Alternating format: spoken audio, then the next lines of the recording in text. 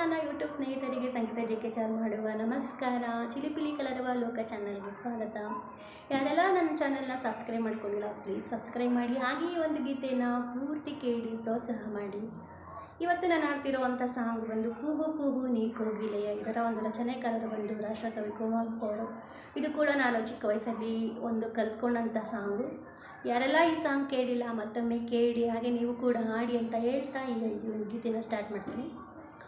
ಕೂಹು ಕೂಹು ಕೋಗಿಲೆ ನಾ ಹಾಡುವ ಹಾಡುಂದ ಹಾಡುವೆಯ, ನಾ